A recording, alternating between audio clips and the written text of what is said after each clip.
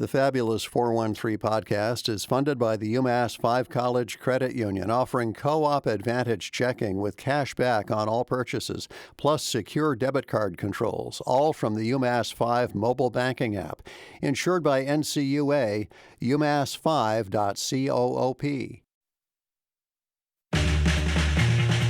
Welcome to the Fabulous 413. I'm Khalees Smith. And I'm Monty Belmonte. Later in the show, a new era and a new album for Lux Deluxe, who are getting ready for their album release show at the Iron Horse next week, and they'll make a stop with us for Live Music Friday. And we'll celebrate the freshest of varietals with the folks at Dare Bottleshop Provisions in Lenox, because it is officially Beaujolais Nouveau season. But first, the play is the thing. Especially when you bring 10 schools and about 500 students to put on a ton of them together at Shakespeare & Co. in Lenox. Where there's a will, there's a way. Exactly. My name is Jacqueline Stevenson, and I'm the Director of Marketing and Communications. So we put up all the posters. Most of these are student designed, and then we have some here that we make that are up in their high schools to promote the shows and also the students getting involved. So cool. This is where they'll come and write what Fall Fest means to them. And then they put all the Post-its over on that board over there. These are little Post-its that the students who have been doing this Shakespeare Fall Festival have said what is important to them about this. And so what were the one you liked, please? It has a little mouse on it, and it says, "Everything, it's so important to me." Aww. Right? So cute. My friends, friendship. Sometimes it's a paragraph, and sometimes it's a one word. Fun. I am curious about the knee surgery one. Yeah, okay. I feel accepted for who I am. I love that. I am surrounded by nerds. This teen is my people. This is the only place that makes me cry tears of joy and makes me remember how delightful and kind this world can be. Fall Fest is love manifested. Nobody wrote a sonnet. Every once in a while, you do get a sonnet. We're about to enter the Tina Packer Playhouse. You are. Quiet, please. Performance is in progress. Going backstage. What school is this that's here right now? Is this Chatham?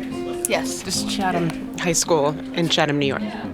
Not the weenus of Massachusetts. You know Chatham. Oh, yeah. I grew up in Harwich. Oh, yeah, there you go. Right next to the weenus. Weenus is definitely a word Shakespeare would have invented. He might have if he'd been invented it. thinking He about might it. have. Yeah. It's funny the words that he invented. He invented skim milk. That's my favorite. I didn't know that one. That's really funny. Nobody does. Most people don't. Fight call closer to showtime. They'll do a fight? Fight call, so they'll come out and do a very quick, it's quick slow motion with their weapons. Oh, cool. Make sure that things are working there, the lights are correct, the sound is working. Not a real wolf.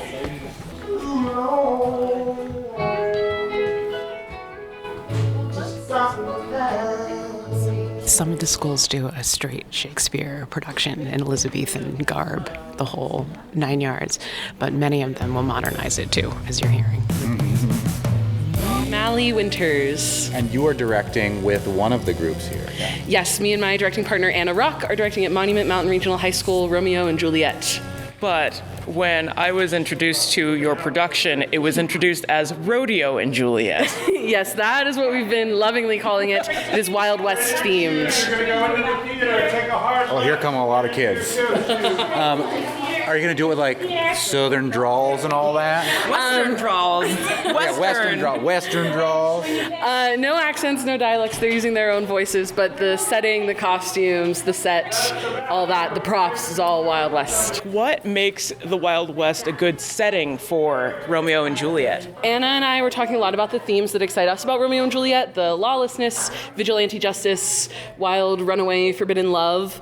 And then I led a sort of imaginative exploration with the kids about what, after they got their roles, about what they were seeing, and they were saying things like leather, wood, brown, dusty, big open skies, and Anna and I were talking about that, and we were like, they're asking for the Wild West without even knowing it. So we talked to our designers, they were on board, and there it was. That's so awesome.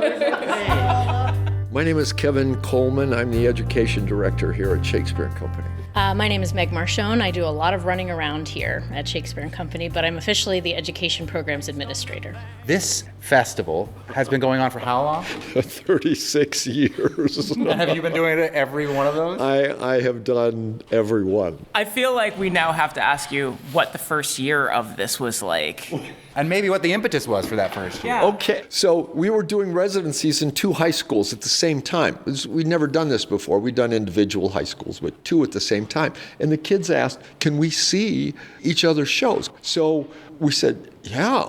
And they performed for each other. They were the audience for each other's shows. And their reaction to each other, the way they celebrated each other's shows, because they had gone through the same process, I watched it and I thought, we could create a festival. We could organize it so we're doing schools all at the same time and then have them come together at the end and see each other's work.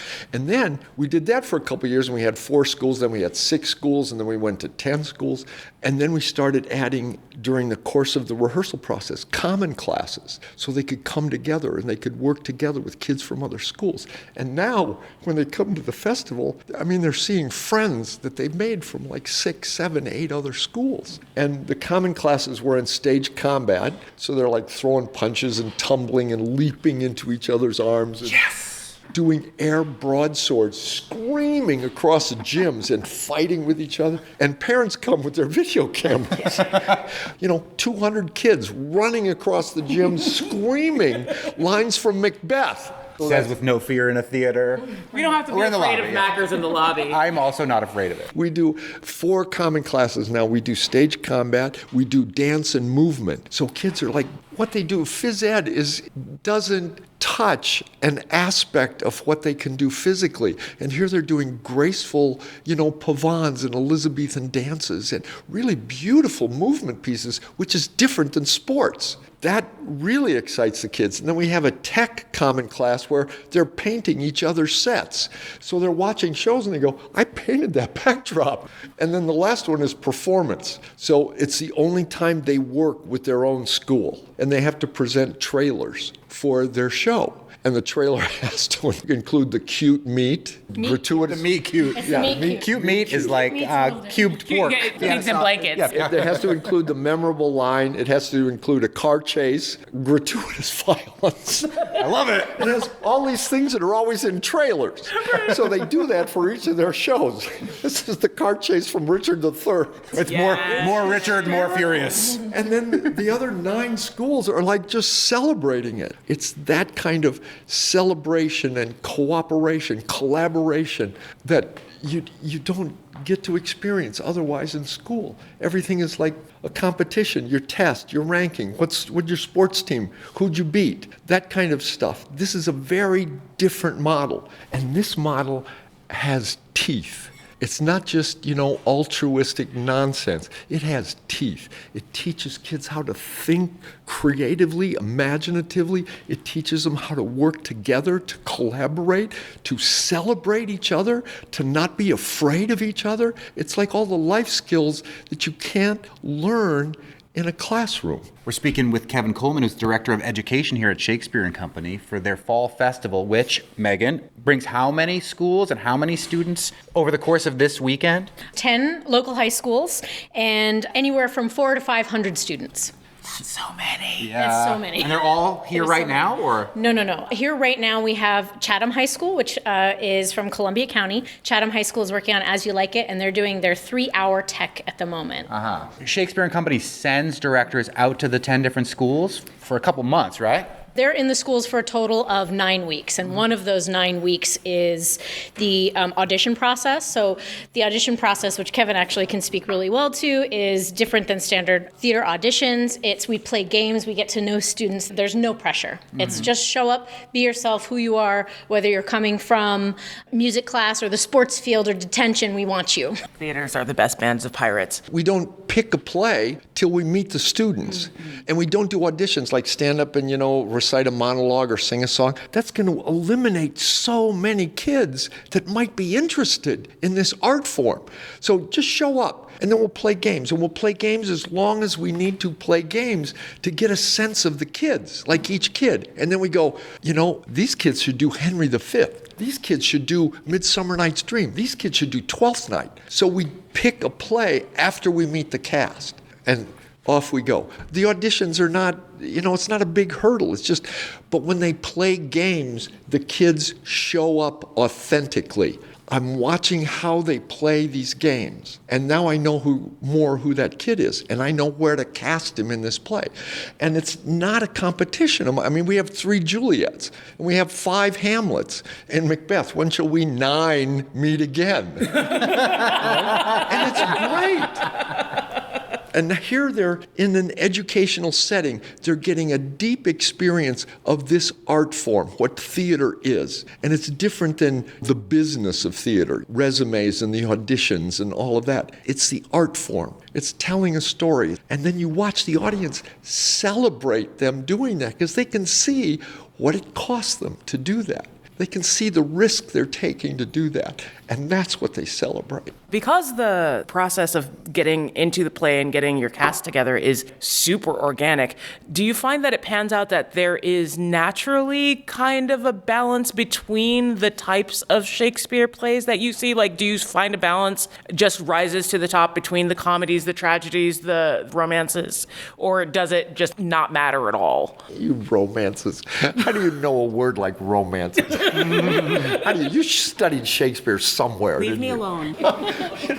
Those, or the history plays. We have discovered, they're called the history plays. But they're not history plays. They're like the dysfunctional family plays. They're all related to each other, and they're doing these wars.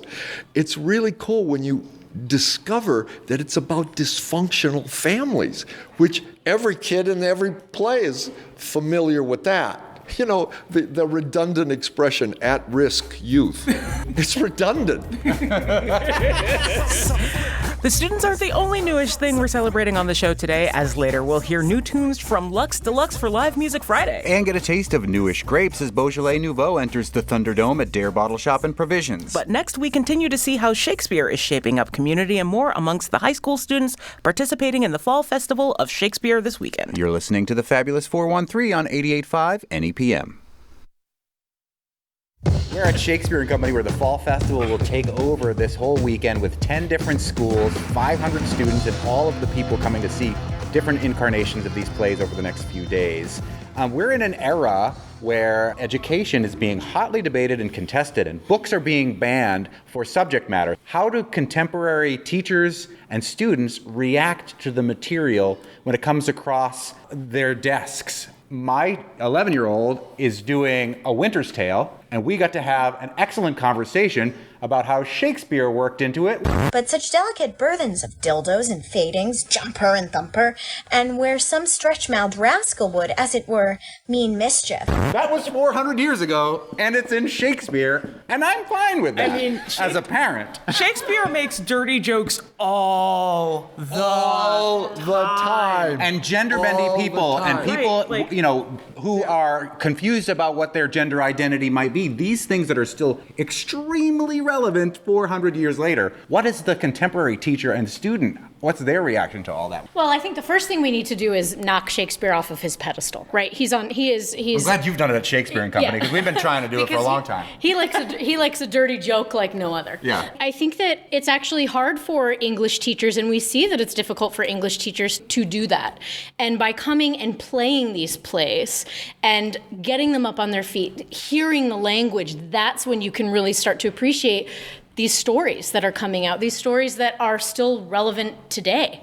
So the festival it's my favorite time of year because so many teachers in our community, they can live stream it. They can come and watch it in the Playhouse, one show after another. By the end of the Fall Festival, these kids have seen how many plays? Well, 4 times 9 other schools. They've acted in 4, but they've been able to see 36 others. Well, and some of them are middle schools too. We have a few schools that include their middle school, so that's adding 2 more per school. The more we get up and use this language and play with it, the easier the themes and how to understand these plays comes out and how relevant they still are to this day. We're speaking with Megan Marchione, who is the education program coordinator here at Shakespeare & Company, and Kevin Coleman, who is the director of education. I love when they wear name tags, so then I don't have to try to memorize it. That's why I could never do Shakespeare. Too hard to memorize. So a couple things. I think a couple things might shift kind of our understanding. One is Shakespeare is theater. They're plays. If you want to meet Shakespeare on his own terms, it's not as literature. It's not footnotes. It's not essays. It's not tests. It's like plays. So once you start working on them as plays, you go, oh, I get it. I get it. This is funny. The play is the thing. Yeah. This is because in literature in the classroom, you can make up interpretations and motivations and stuff, but you never feel the feelings of the characters until you do them. Like the girl, we did a workshop in one school for 45 minutes, and at the end of the workshop, the girl said, I've learned more about Ophelia in the last 40 minutes than I have in the last 4 weeks reading it. You know, I'm sitting next to the teacher thinking, well, we'll never be invited back to this school. Don't take her too much to heart, please. But I thought, I think what she's trying to get at is she started having Ophelia's feelings. And now she knows in a different way who Ophelia is because she has the hurt or the attraction or the love or the fear or whatever feelings came up for her. And that's Ophelia. The other thing is, you know, the problem that teachers always butt their heads against is, you know, the language. That's the problem with Shakespeare is the language. Thee, thou, wouldst, couldst, that kind of stuff.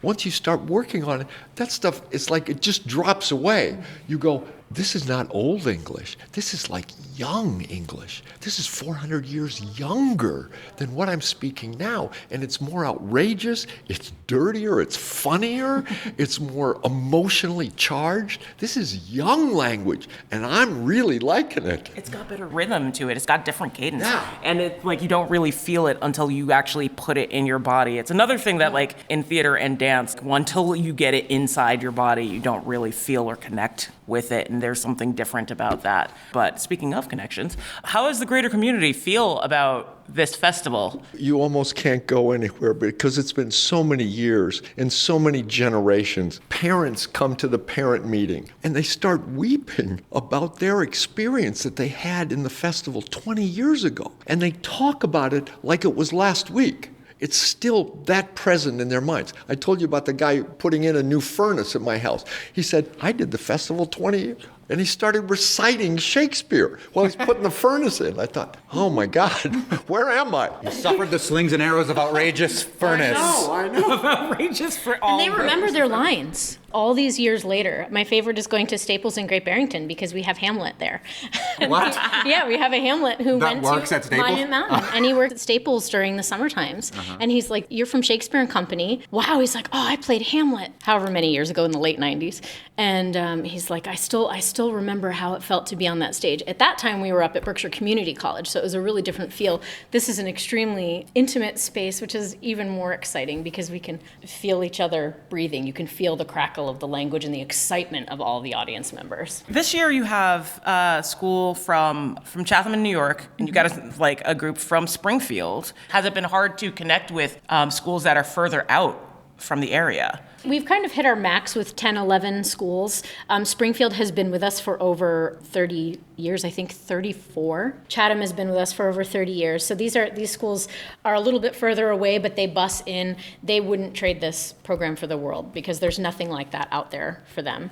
We also have Taconic Hills, which is it's in Prairieville, New York. And then we go all up and down, starting South County with Mount Everett, all the way up to Mount Greylock and Williamstown, just kind of stopping at all the little towns on the way. What's the benefit of doing it in the fall when schools are like just starting out, as opposed to the spring when they're established in their In the spring, it's all the tests. It's the prom. It's the college visits. They jam everything into the schedule in the spring. In the fall, it's like pretty open. They're not doing a lot of things. And this is a huge thing to do. And I do have to say, one principal said, I will cancel the football program before I cancel this because of the kids across the spectrum. The really smart, the kids in detention, the kids that don't do anything else, the kids that are painfully shy. We get kids from every kind of place on the spectrum in the school. Fewer concussions. That's what I was going to say. There's still plenty of opportunity to see Shakespeare even tonight and throughout the course of the weekend. Tell us about the availability of tickets or who can come see this. Is this open to the general public? And about the stream, because you can watch it online if you're unable to get to the Berkshires too, right? Absolutely. Community Television for the Southern Berkshires, CTSB, they have been with us for over 20 years, and they film and since the pandemic have been live streaming the whole festival. So you can actually live stream the festival for free at ctsbtv.org/fallfest. And you can catch any of our shows. Although I highly suggest coming out if you're near the area, even if you're an hour away, come out and see these students. There's nothing like being in this lobby with people that are excited about live theater. The shows are tonight. There is a 6:15 and 8:30, 4 shows on Saturday and 2 shows on Sunday, and we all close with a reverence, which is a final dance piece. The only time I had ever been here before was when I was in high school and came out on a field trip to Shakespeare and Company, and it was the first time Shakespeare made any sense to me at all. And it's theater. Yeah. It's theater. That's when it makes sense. Then you're meeting him on his own terms, and he's really good at this. He's really good at theater. Thanks again to Meg Marchione, Kevin Coleman, and Jacqueline Stevenson, and everyone at the Fall Festival for showing us around. There's 8 performances left, beginning with the show we saw some of the tech for, As You Like It, this evening at 6:15 p.m. Find tickets and info at shakespeare.org, or you can stream it at Community Television for Southern Berkshire's website. Lux Deluxe gears up for the release of their new album next week with a live performance for us for Live Music Friday. But first, a grape that grows on us more and more every year. We taste brand new Beaujolais Nouveau at Dare Bottleshop Provisions. You're listening to the Fabulous 413 on 88.5 NEPM.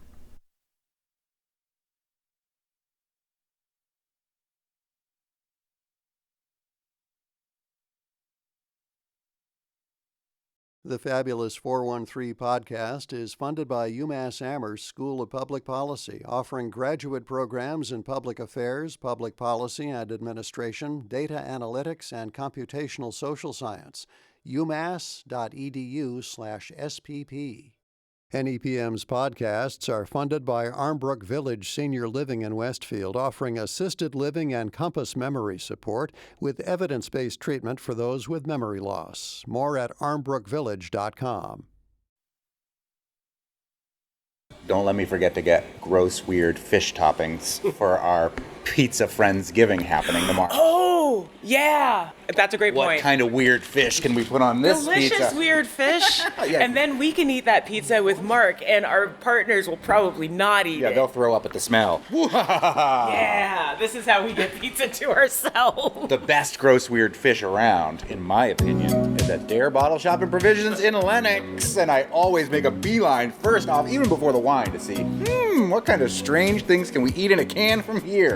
I had razor clams for the first time in like such a long time when you had those here, but those still aren't in yet, are they? Nope. Dang Sold it. out. What the heck? My grandmother used to make them like religiously, and they're the most delicious clams. I love them so much. Oh, and the provider we get them from is Island Creek. Island Creek oysters from the Boston area. Yeah. So it's just a win-win. They're delicious. Yeah. They're locally sourced, but they're just not in stock at the moment. Oh, so dang it, because that would have been cool on a pizza to try and experiment with. But we're not here for pizza, although your sister owns the pizza shop around the corner. yes, she does. In our top 3. Oh, absolutely, in our pizza quest. We'll have to work in like a wine tasting, pizza tasting session one time. Don't threaten me with a good time. Do it.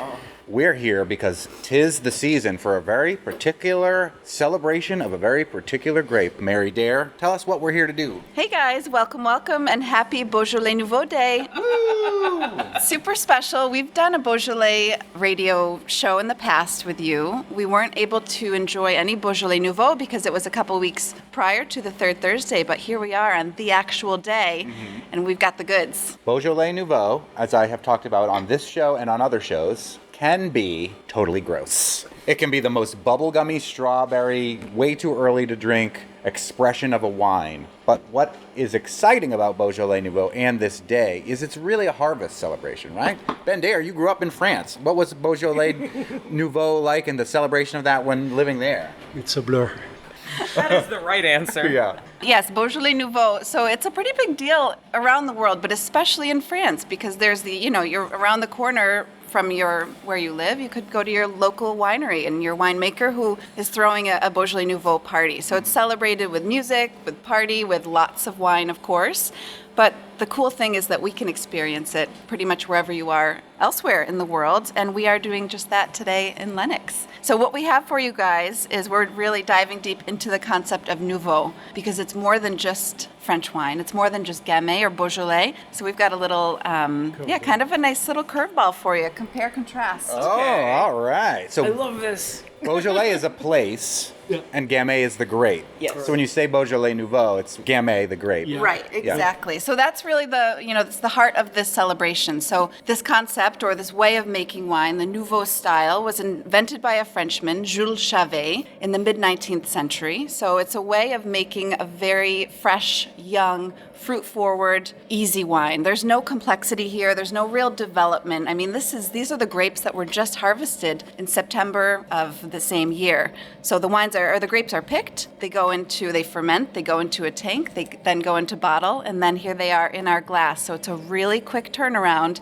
Produces a wine, as you guys will taste in just a moment, that is high-toned, joyful, easy, and just really gluggable. As evidenced by Ben Daire's lack of recollection of what the celebration was like growing up in France. It definitely has the strawberry thing that I get from Gamay, but it does not have. George de Boeuf is the one who has popularized Beaujolais Nouveau in this country at least, and probably elsewhere in the world. A lot of times, if you get a bottle of that, it can be fun, but it is not great. And it tastes like strawberry bubblegum. This tastes like strawberry, but not strawberry bubblegum. Exactly. So we're featuring 2 wines today by real winemakers. So these are people who they have a whole portfolio of wines besides their Nouveau, and making really high quality, small production, but really fine wine. So we really wanted to shine a light on what Beaujolais Nouveau can be. Again, it's still an easy wine, a non-complex wine. Doesn't have to be expensive, doesn't also have to be dirt cheap, but finds itself right in the middle because it's just a really enjoyable wine to sip and to share. Why did they choose Gamay and Beaujolais to do this? They could have theoretically done this anywhere with any grape in France. Yeah, there's certain grapes that respond really well to this certain style of wine. So the Nouveau style is made with a technique called carbonic maceration, which is essentially having whole clusters of grapes thrown together into the vat with carbon dioxide, which essentially causes internal combustion within the grapes, and it produces this style of wine as a result. So it's really fruit forward, light. There's really none to barely any tannin that you can get on your palate. Yeah, it's got a little acid. A little tingle. Yeah, exactly. Nice and high tone. So there's certain grapes that respond really well to that style. One of them, the most well-known, is Gamay, which is super happy in the Beaujolais region of France for many reasons, but partly or mostly due to the terroir. So what's underneath the soil, which is this crazy pink granite, which the Gamay grape just essentially loves and produces its best expression from. It's also awesome because Burgundy kicked Beaujolais and Gamay out of Burgundy because they thought they're too classy for Gamay. So it's good to shine a light on this grape that was otherwise ostracized from the fancy folk. Exactly. And that's that kind of like the undertone of the Beaujolais story that we love to tell because, it was banished from Burgundy. Burgundy, the home, as we know, of Pinot Noir and Chardonnay, some of the best wines in the world. Beaujolais was kicked out by a gentleman named Philippe the Bold. He said it was unruly. He went as far as to saying it was an evil grape. So Google Philippe the Bold and his beef with Gamay. Beef. Essentially, so he kicked Gamay out. Beaujolais, the region, finds itself just south of Burgundy. So it didn't have to go far to find the way life works in wonderful ways to find its real perfect place in the world because it thrives, again, in those pink granite soils, and that's why the Beaujolais region, Gamay is the king grape there. It sounds like a personal thing. Yeah. You had a bad experience and then made the whole region get rid of the grape. Right. What I want you guys to do, we've got 2 wines in front of you. The first wine that you're tasting, you've got an idea of it. It's fun. It's fruit forward. I'd like you to sip the second, and I'm going to tell you a little bit about each of the wines. Ooh. This one stank. The first one's strawberry. This one's pure stank. It's stank and prunes. It's man. like super rich dried fruit too. So one of these wines is a classic Beaujolais Nouveau. So that means it's made from the Gamay grape. It's made by a young winemaker named Rémy Dufetre, and he's really made a name for himself, not only in Beaujolais, but in France for making really stellar wines.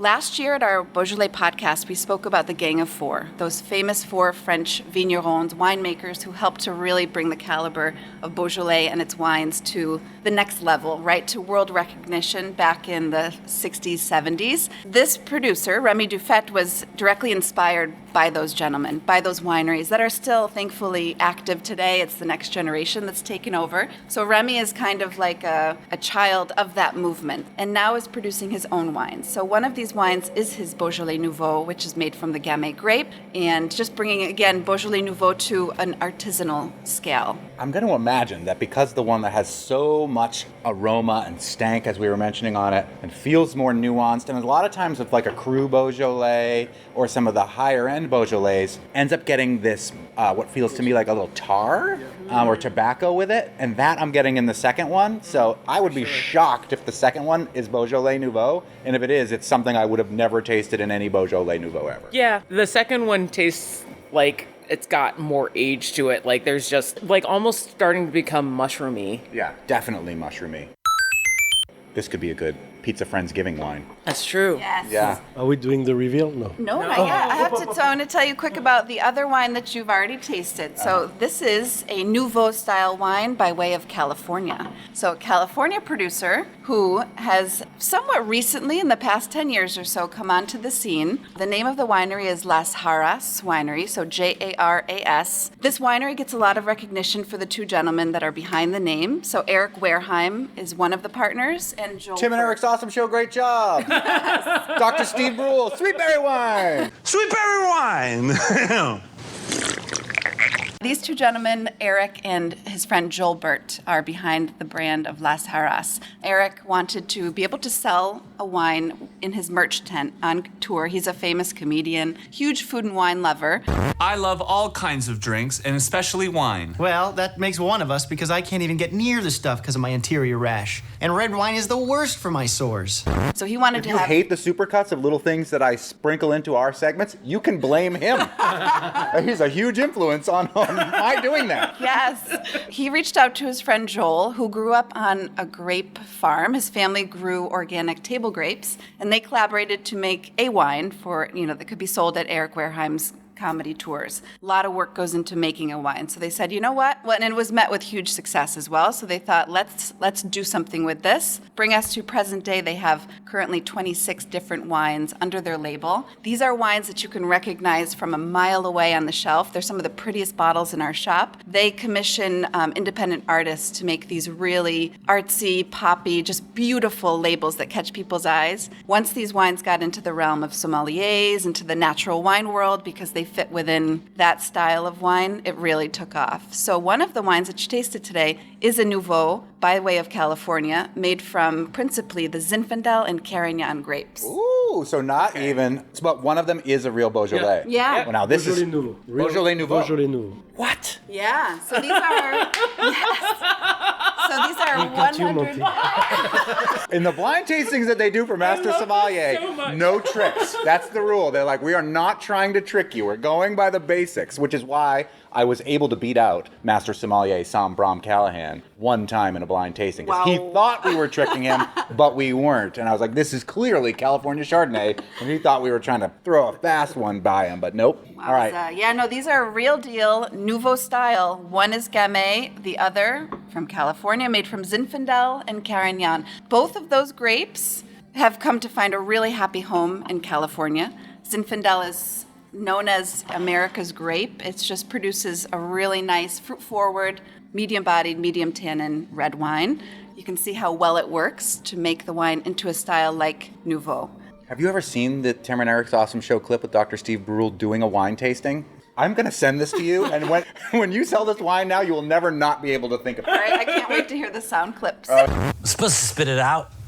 But no way, Jose, am I spitting this stuff out? It tastes like fruit. Mike, you want to check on Steve real quick? Tell him how it tastes, Steve. All right, we got to guess, and then we got to decide which one we like better.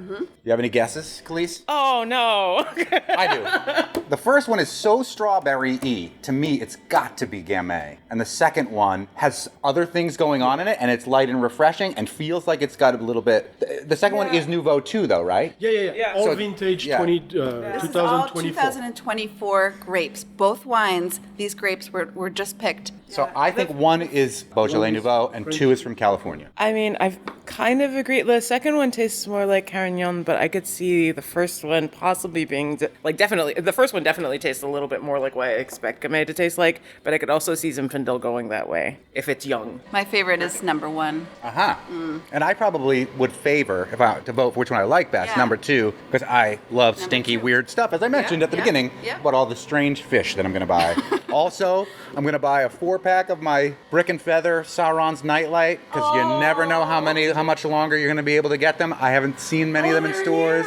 And after our Friendsgiving party tomorrow, I'm going to the farewell party of Brick and Feather in my neighborhood.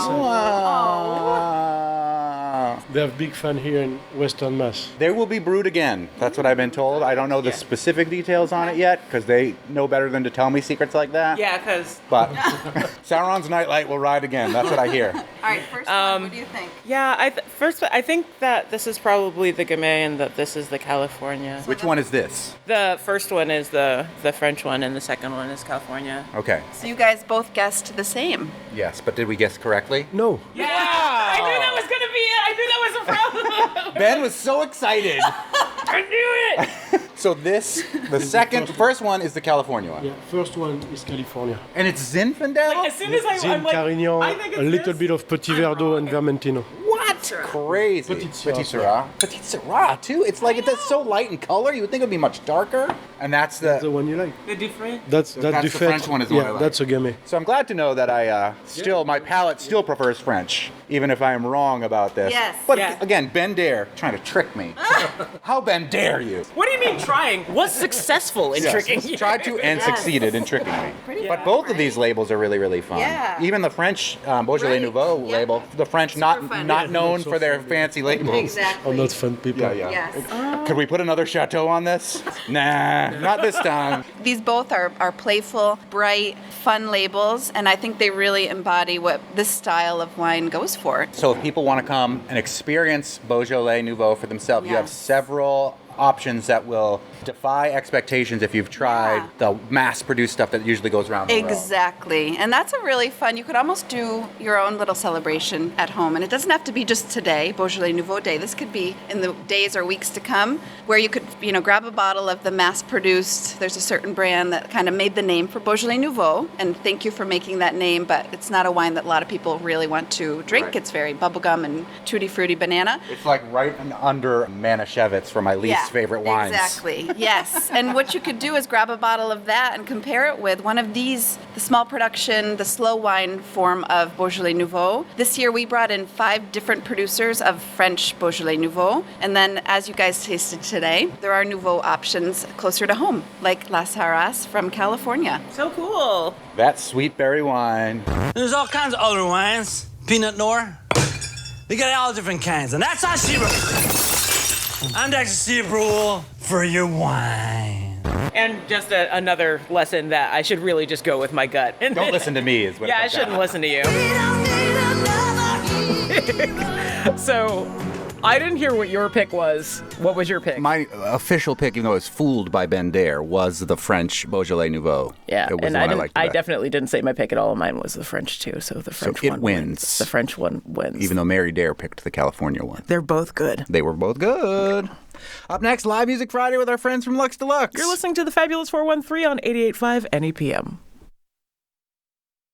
The Fabulous 413 podcast is funded by Northeast Solar, helping customers make the switch to solar for savings, energy security, and tax incentives. Learn more at northeast-solar.com. NEPM's podcasts are funded by Armbrook Village, offering research-based arts, music, fitness, and lifelong learning programs at their assisted living and Alzheimer's care community in Westfield. armbrookvillage.com.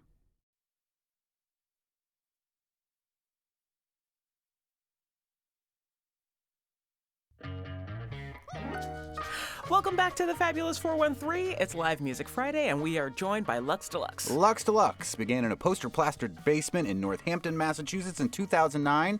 3 young cousins and 2 friends got together to play rock and roll, surrounded by stacks of records. The band rapidly gained recognition for their high-octane shows that left audiences sweaty, including me. and earned them the opportunity to share stages with Deer Tick, White Denim, Jay Mascis, Lake Street Dive, and more. Like many bands during the events of 2020, Lux Deluxe went through a quiet period during which they slowly built up a recording studio. In 2022, the band reconvened to write and record over 100 songs, working and reworking to find their sound and identity again. And when they found themselves on stage in 2023 with NRBQ, it truly clicked. Their first new music in 7 years will be released next week. It's the band's 6th release and 4th full-length album in their 15-year tenure. The self-titled album full of tracks that are in no way the songs of kids barely out of high school anymore. They'll compound the celebration of the release with a show at the Iron Horse on November 29th. Perfect for your post-holiday plans. Thank you so much for joining us, Lux Deluxe. Welcome to the Fabulous 413. Thanks for having us. Yeah, it's good to be here. Our pleasure. Let's start out with a song. That part. Let's go right into it.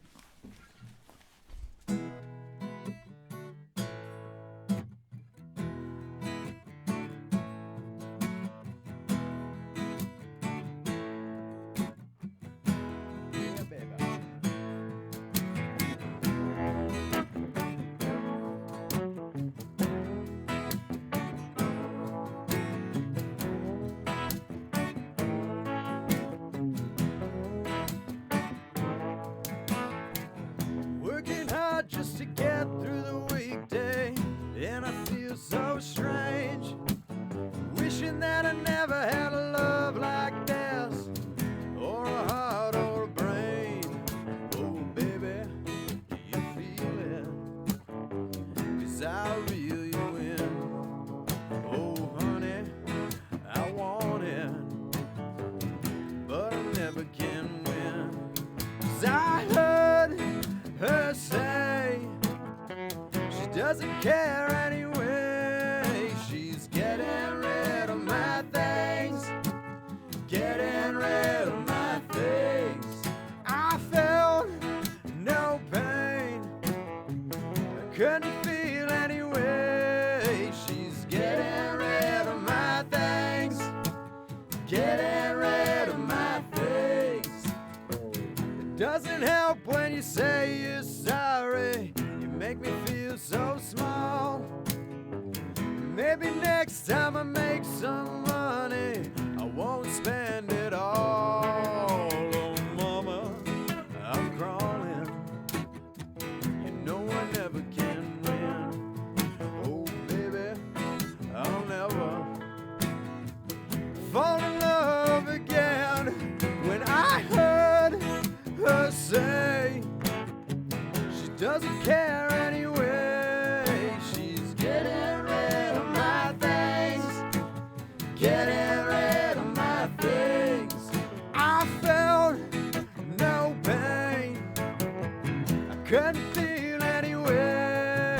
She's getting rid of my things, getting rid of my things. Get 'em, baby.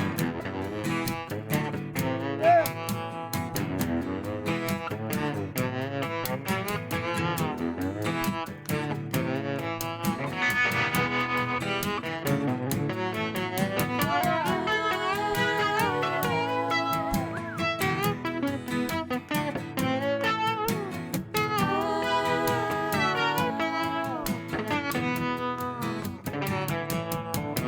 I heard her say she doesn't care anyway. She's getting rid of my things, getting rid of my things. I felt no pain, I couldn't feel anyway. She's getting rid of my things, getting rid of my things. She's getting rid of my things, getting rid of my things. She's getting rid of my, she's getting rid of my things. She's getting rid of my things. She's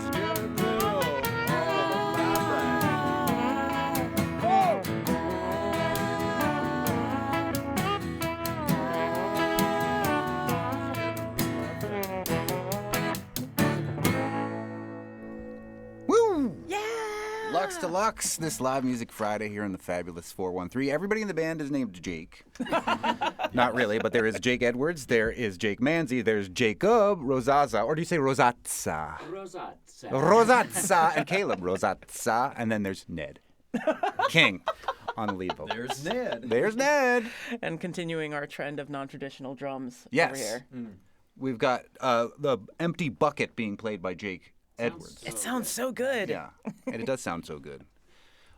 This new album comes out next week. We just got a copy of it, but we didn't get to hear it yet. Yeah. And tell us about why there was what led into the delay in a new album and why this is the right time. Well, there was, like you mentioned, the COVID thing. Yeah. We kind of were not doing anything musically for a little while, and then we kind of all got bored and stir crazy and started trying to figure out how to do something together. Yeah. That didn't involve like going to a studio, or basically we were trying to figure out how to be more self-reliant. So we set up all our own studio and kind of just started writing and recording ourselves in a little empty room together.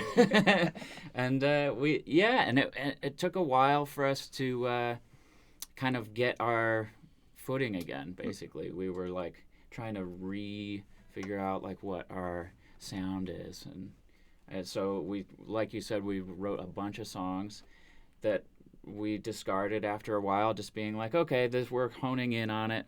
I think these are the batch of songs that sound like us, and these ones we'll maybe save for later. Mm-hmm. So that's why it took a while. But I think why would you say now is the right time, Ned? I think it got to a point where we just had so much material that we either did something with it or we didn't. And we probably ended up with close to 100 songs, and a lot of them were not finished things. So we came back to a lot of stuff this year and realized that we had everything but a vocal on it, or it was like the melody but there were no words. So we had to, take a bunch of time to consolidate all the music and make sure that we had something that was cohesive. But I think, we started playing a couple more shows. We actually got back out. We did our regular New Year's thing, the one with NRBQ, and then the year before. And we realized people cared, and they wanted to see us play shows. Yeah. So you're one of the most fun bands to go see. Well, I would say you. you're the best original party band of the 413. Wow. Khalees's band is the best, cover party band. Maybe. I think But your band is the best original. Yeah, but we have a band. horn section. We're cheating. That's true. Yeah, we need a horn section. I mean, everyone needs a horn section. Everybody go out and get yourself Seriously, a horn section. horn section. I say it on stage all of the time. Yeah. Get yourself a band with a horn section. It's the best. Yeah. But really quickly, so we still have time to hear another song. What do you think is the difference between your sound now and the sound that you started with? I think that I think our sound now more reflects who we are as people. I think we're just a bunch of goofballs joking around. I think we were being too serious early on. We were like, music is serious, being a rock star is serious. But now I think the song we just played, we thought that was funny to say she's getting rid of my things. It is funny. It's so it's so vague. It's not it's so non-specific. And so if there's some sort of inside joke or something funny It's to also us, very relatable, though. Yeah. That's how we get into songs. It's there's that funny little thing about that song. Those are the ones we prefer. So it has more of our personality in the music now than it used to. Well, I think we should say our farewells, Khalees Yes, and I. We'll indeed. let them take us out with a song. But thank you for listening this week. I hope you'll listen to the March for the Food Bank on Monday and Tuesday. We'll be checking in. Khalees will be here at the mothership, making sure that you hear the segments of when we're on the road. 7 a.m. in Springfield on Monday, and then it'll do it all again on Tuesday. And all a little for the Food bonus for Indigenous Peoples History Month. Oh, cool. Too. All right. Yeah. Well, let's hear one more from the band that will release their next album next week at the Iron Horse on November 29th. Lux Deluxe, this Live Music Friday.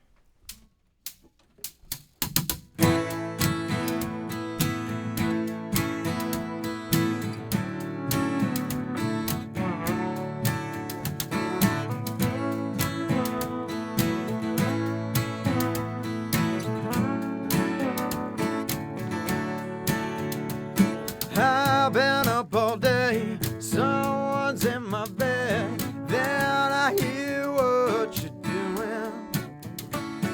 kicking down the door, stomping on the floor. Might as well take what you're giving. Call me a liar, call me anything you want me to be. Catching on fire,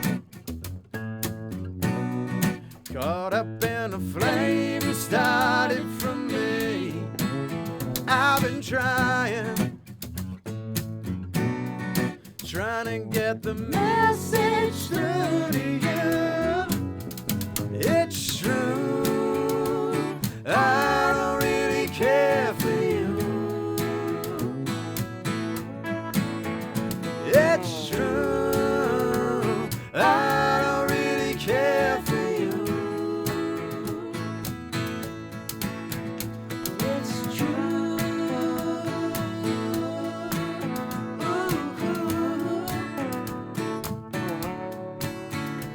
It's true.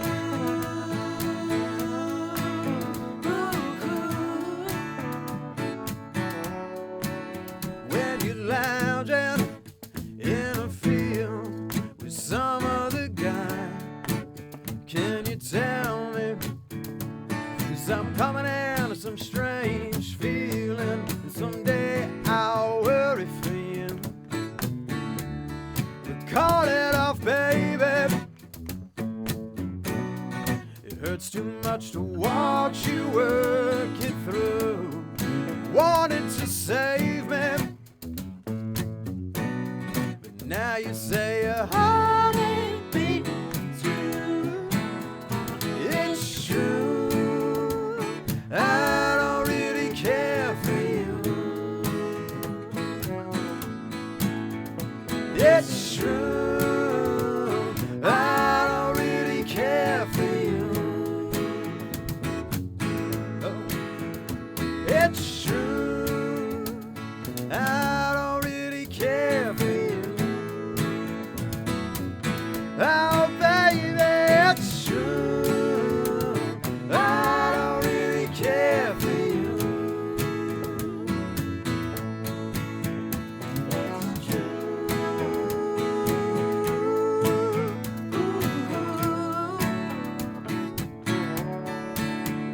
It's true.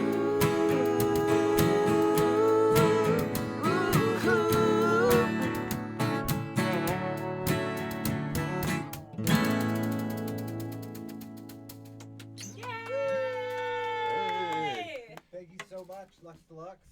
Thank you. Thank you guys.